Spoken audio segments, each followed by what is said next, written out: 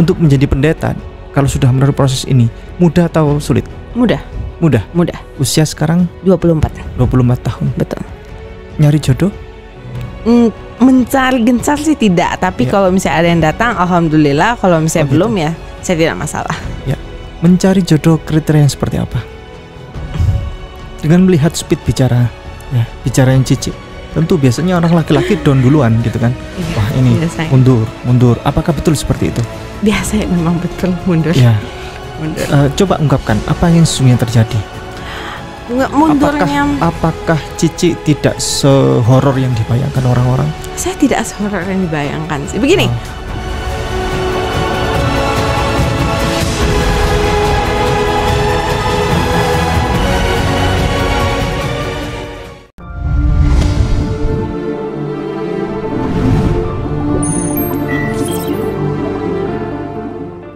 Baik, a'udzubillahi minasyaitonirrajim. Bismillahirrahmanirrahim. Assalamualaikum warahmatullahi wabarakatuh. Alhamdulillahirabbil alamin. Allahumma shalli wa sallim wa barik ala nabiyyina Muhammad wa ala alihi wa ashabihi ajma'in. Amma ba'd. Yang terhormat, yang kami muliakan para penonton sekalian, dan alhamdulillah kita masih berjumpa bersama Ananda Jesslyn Tia Lestari. Assalamualaikum. Waalaikumsalam. Alhamdulillah, gimana kabarnya? Sehat? Sehat, baik. Ini langsung to the point kita ya. Iya. Ya. Dulu pernah menjadi worship leader, betul. Ya, singer, betul. Pemain piano, musik, pemusik gereja. Ya. Pertanyaan saya, untuk menjadi pendeta, ini kita ngomong realita ya. Iya. Jadi nanti biasanya sama saudara kita Kristen itu langsung disangkal begitu. Langsung disangkal begini. Saya tanya, untuk menjadi pendeta, kalau sudah melalui proses ini, mudah atau sulit? Mudah. Semudah apa kita? Apakah itu? Karena kita akan ditawarin setelah kita misalnya sudah menjadi worship leader, singer atau pemusik, semua yang di daerah mimbar itu, jika kita sudah melampaui beberapa tahun pelayanan of service, biasanya itu sekitar 3-4 tahun jika di gereja yang sama, ataupun misalnya kita di gereja yang masih satu sinode, misalnya rayon 18 ke rayon yang lain-lainnya itu, kita masih bisa. Nah, itu kita bisa langsung menjadi pendeta muda. PDM, betul. PDM itu hanya perlu mengikuti sekolah Injil. Dia ada pembelajaran sekolah Injilnya. Sekolah Injilnya akan diselenggarakan oleh gereja tersebut. Stop dulu. PDM itu, para pemirsa, para penonton sekalian, kalau di Islam itu PDM itu pimpinan daerah Muhammadiyah. Ini sudah familiar ya. Orang PDM itu pimpinan daerah Muhammadiyah. Kalau di Nahdlatul Ulama itu PCNU, pimpinan cabang Nahdlatul Ulama. Nah, persoalannya ini mungkin para pemirsa mungkin ada yang belum tahu PDM itu apa, singkatan dari pendeta muda. Betul. Ya. Tapi sudah jadi pendeta itu. Hitungannya sudah sah pendeta. Evangelis dibanding pendeta muda tuh 11-12 kurang lebih. Ya. Mereka juga sama-sama melalui pendidikannya itu pendidikan pendek. Dan itu emang mereka bisa mendapat pendidikan itu juga mereka sudah dalam posisi di mimbar. Jadi mereka sudah tahu worshiping, mereka sudah tahu prayer dan lain-lain. Jadi mereka cuma perlu belajar Injil saja. Begitu. Itu kenapa kalau misalnya dari worship leader, singer dan pemusik akan sangat mudah untuk jadi PDM, karena kita akan ditawarkan. Karena akan berusaha lah ya untuk membangun generasi baru. Generasi baru yang biasa jauh lebih meyakinkan dan lebih mudah untuk ingin menerima adalah kami. Gitu. Dan Cici sudah melalui proses itu hendak mau jadi PDM? Tidak mau jadi PDM. Nggak, waktu itu sudah melalui proses itu sudah mulai. Karena saya waktu itu saya sudah termasuk senior di bagian musiknya. Saya sudah lumayan lama di dunia sebagai pemusik gereja. Jadi saya diharuskan untuk mengikuti. Karena hitungannya jika saya ingin tetap menjadi pemusik senior, memang ada persyaratan saya harus mengikuti. Tapi yang saya tidak ikuti, saya tidak. Jadi proses pengikutannya begini, setiap 6 bulan itu kita akan ada tesnya seperti kayak kita tes skripsi dan kita seperti tes S untuk mendapatkan sarjana. Cuma perbedaannya di PDM itu dia akan memperpanjang setiap 6 bulan. Nah, jadi prosesnya kan 2 tahun sampai kita bisa memegang gelar PDM kan di depan nama kita. Nah, tapi perpanjangannya itu setiap 6 bulan untuk tesnya. Nah, saya itu hanya menjalani sampai 1 tahun. Habis saya berhenti. Saya tidak mau, yang penting persyaratan kalian apa, karena yang saya mau tuh bukan untuk jadi PDM ya. Pertama saya mikir kalau misalnya belajar Injilnya bagus, oh mungkin ya tidak apa-apa kan, tidak ada salahnya juga kan. Jika saya tidak mau pakai juga saya tidak masalah, itu kan ilmu ya. There's nothing wrong about learning. Tapi dalam prosesnya sepertinya saya lebih dikecam antikris dibanding lebih cocok di PDM, karena saya banyak saya nanya-nanya hal yang nanti akan diblok. Akhirnya blokannya akan dibilang ya pokoknya kamu harus beriman dulu. Kamu kurang beriman nih, kurang ini. Padahal kan gimana ya? Gimana cara, memang saya posisi tidak beriman, saya tuh kurang beriman. Iman saya tuh kurang. Jadi bagaimana caranya, harusnya melalui sekolah Injil ini tempalah saya supaya iman saya kuat. Jadi saya bisa menjadi pendeta muda dong. Betul? Karena kan misalnya kita dari istilah kita mau belajar sesuatu barang, berarti kan kita belum tahu. Seperti saat ini misalnya saya mau belajar sholat atau apa, saya perlu belajar karena saya tidak tahu. Begitu juga dengan saya belajar Injil. Nah, tapi malahan karena saya banyak bertanyanya dan pertanyaan-pertanyaan saya itu terlihatnya lebih ke arah dikecam lah ya. Dikecamnya seperti, kok kamu antikris karena barang-barang kamu yang kamu tanyakan itu tidak mendukung kekristenisasi kita. Sedangkan kan hal itu harusnya dijelaskan, karena takutnya suatu hari kalau ada jemaat yang menanyakan ke saya hal begitu, terus saya belum pelajari sebelumnya, gimana? Kan? Ya, imani saja. Tapi ya nggak bisa kita bilang ke jemaat imani saja. Nanti kalau ada jemaat yang emang udah ngeh gitu, loh misalnya kayak sih kok bisa kayak cuma imani saja? Apa yang kita imani? Terus kalau kita jawab Yesus Kristus, kenapa? Nah, saat ke pertanyaan kenapa itu kita mulai tuh, waduh, bahaya ini. Saya juga nggak belajar ini kenapa? Iya. Dan waktu itu apa tanggapan Anda waktu itu? Gimana? Apa tanggapan Anda ketika Anda antikris? Gitu kan? Saya senyumin aja sih, saya sih ya okein aja, karena saya tahu kalau di Kristen itu cukup keras ya. Kalau misalnya kita mempertanyakan hal-hal seperti itu tuh mereka akan, kalau mereka sudah mengecam ke antikris, itu sudah kode bagi kita udah berhenti. Kamu tidak boleh tanya lagi. Dan karena posisi kita kan Kristen, kita tidak bisa lari kemanapun juga. Kita mau mundur juga salah. Kita mau mengecam, nanti kita yang terkecam karena posisinya mereka lebih tinggi. Mereka pendeta-pendeta yang sudah senior. Kita tuh ya kita memang cuma worshiper gitu loh. Jadi kita nggak bisa punya power untuk meng-against. Ya, Cici tahu nggak? Sekarang itu Cici alhamdulillah sudah masuk Islam nih, sudah alhamdulillah sudah. Tahu nggak posisi sekarang ini? Banyak orang mengadu ke saya. Jemaat-jemaat itu nanya ke pendeta, tapi gak dapat jawaban. Malah dapat tadi itu kayak gitu. Imani saja. Imani saja. Kamu percaya, yakin kepada Yesus Kristus. Hati-hati kerasukan roh iblis dan lain sebagainya begitu. Nah, itu yang paling suka kita dikecam. Iya. Jadi pengecaman itu seperti seakan-akan kalau kita bertanya itu tuh kita iblis gitu loh. Padahal itu kan apa konsep dari iblis itu sendiri, Pak Pendeta? Nah, kalau misalnya kita coba tanya apa konsep dari iblis, waduh, kita akan lebih dikecam lagi. Oh, ini benar-benar ada setan nih.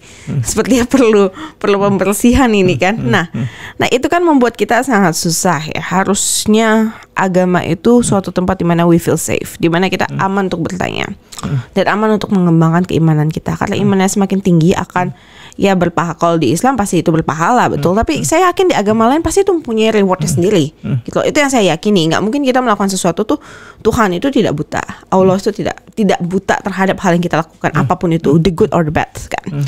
Tapi kalau saat kita bertanya sesuatu yang harusnya bisa mengimprove iman kita malah disanggah. Dan bahkan suatu saya itu kan seperti mengancam ya, mengatakan kita kerasukan itu kan kita takut kan langsung kan.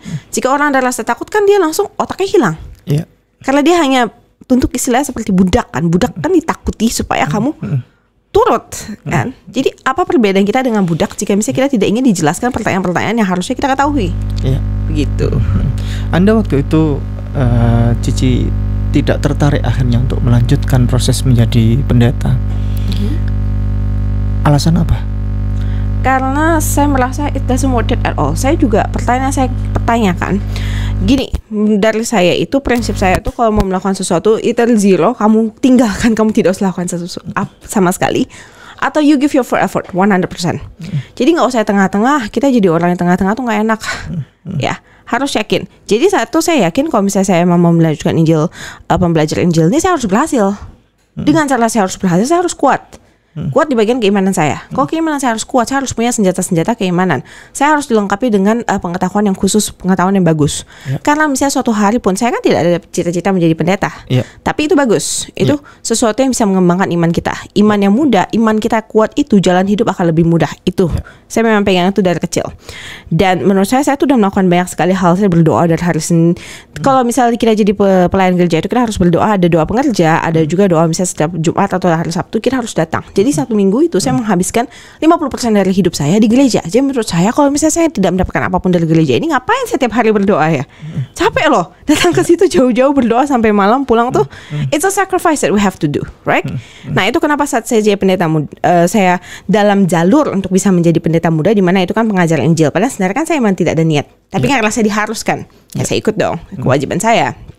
Nah, saya kehilangan niatnya karena setiap kali saya menanya hanya jawabannya imani saja. Ya elah, saya nggak mau karena nanti kalau misalnya saya pun lulus dari sini, saya akan menjadi seperti mereka. Saya tidak mau jadi orang seperti itu. Ya sudah, jadi saya tidak mau. Saya juga tidak mau munafik.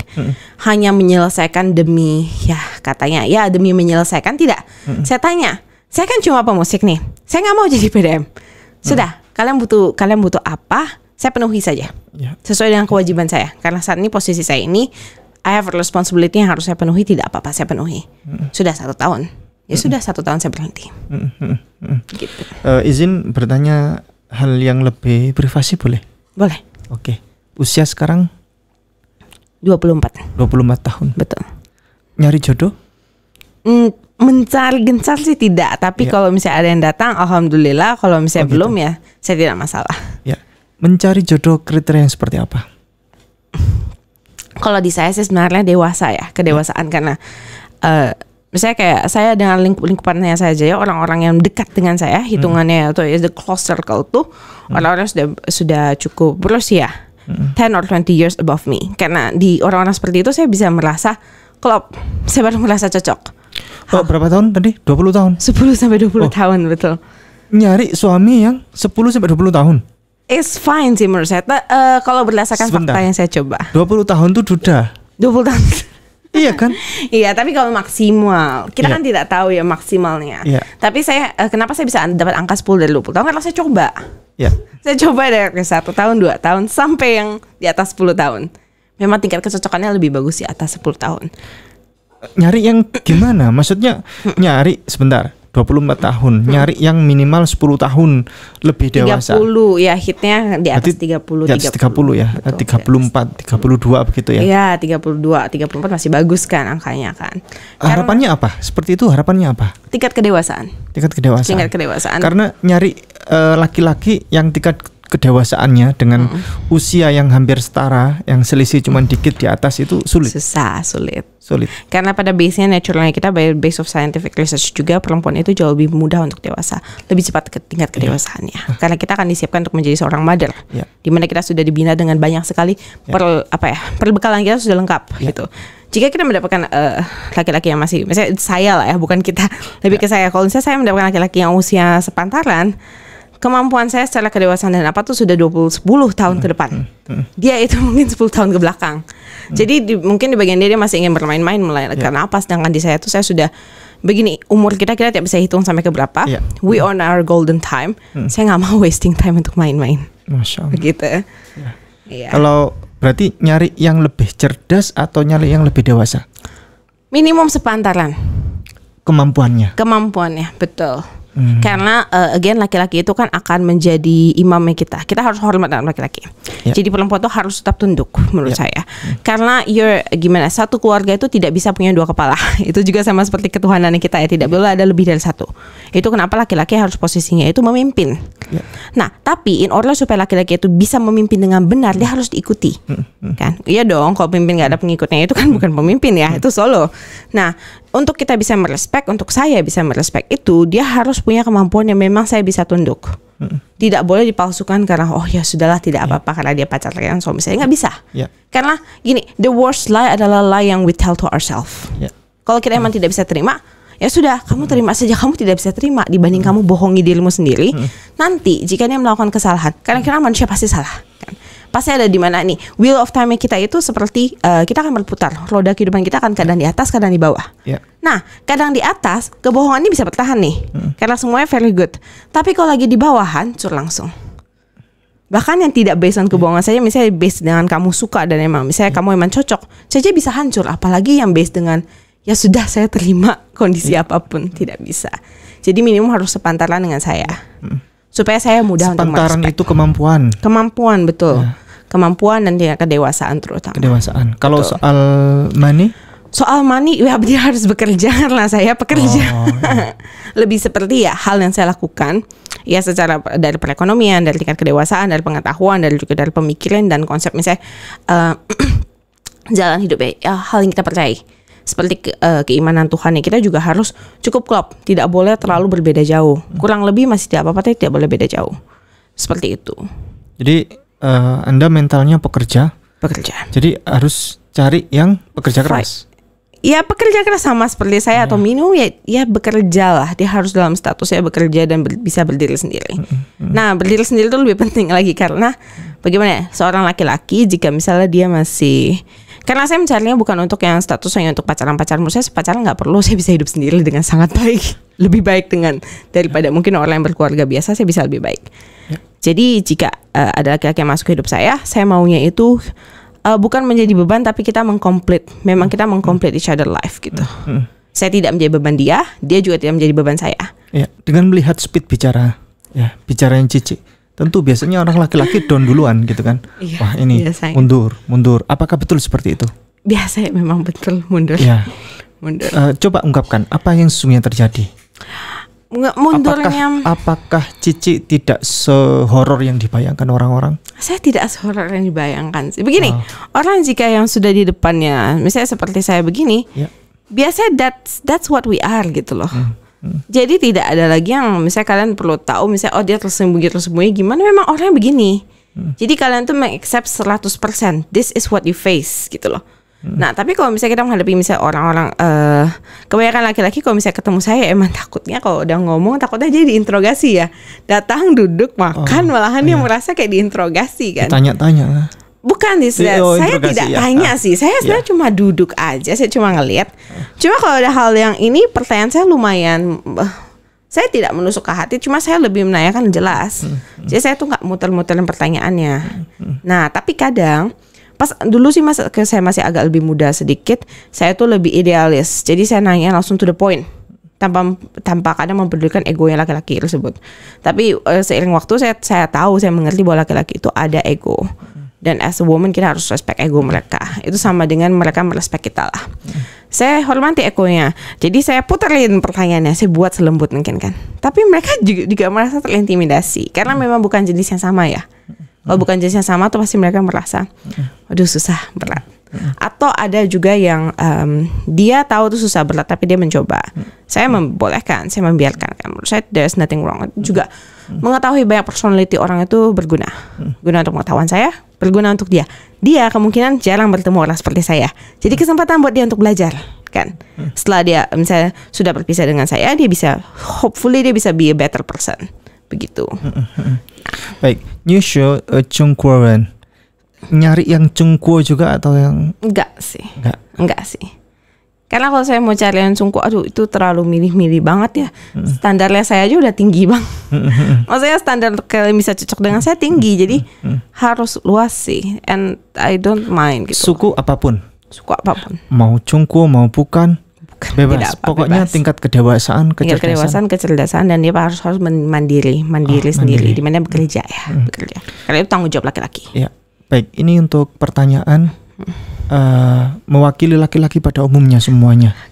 Anda tipe orang yang bisa taat pada suami atau tidak? Saya taat.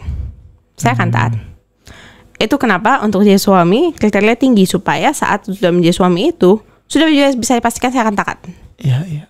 Karena kalian persortirannya sudah betul gitu loh. Saya sudah menerima kalian kondisinya seperti ini, saya sudah tahu. Oke, saya akan taat. Karena ketaatan itu akan membentuk keluarga yang baik, keluarga yang berjalan dengan mulus ketaatan itu. Iya. Tidak bisa dua-dua sisinya. Laki-laki dan perempuan itu tidak bisa dua-duanya tuh harus dua-duanya mau memimpin, tidak bisa. Satu memang harus di belakang, as a standby, as a advisor gitu loh. Dan itu adalah posisi perempuan. Kita harus sebagai advisor, di mana kita harus menjaga suami kita, pasangannya kita supaya jangan jatuh gitu loh. Whatever happen, kita harus berada di belakang dan mensupport. Suatu hari jika dia jatuh, kita bukan mengambil leadership role, bukan. We going to have to fix atau mend supaya mempertahankan keluarga. Karena kita itu the bridge between husband, us, and children gitu loh. Karena husband ke children itu biasanya agak lebih jauh. Biasanya hubungan mother itu akan jauh lebih kuat kepada children. Ya kalau ibunya juga bersikeras mau jadi pemimpin, anaknya bakal rusak nanti.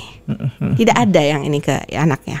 Ayah sebaik-baiknya, sebagus-bagusnya seorang dad terhadap anak itu, anak akan jauh lebih banyak pendidikan yang dapat dari mother.